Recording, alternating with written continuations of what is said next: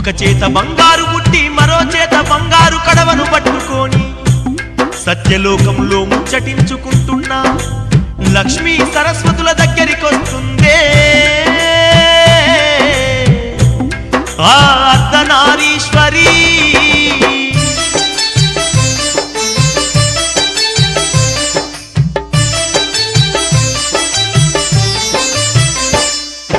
అక్క సరస్వతి చెల్లేవో లక్ష్మి పని మీద కైలాసమిడిసిపోతున్నాను. నాగన్నకు ఇన్ని పాలు పట్టండి, నందికేమో మీరు పూజ గట్టండి. శివునికింత తిండి పెట్టండి మీరు ఎండి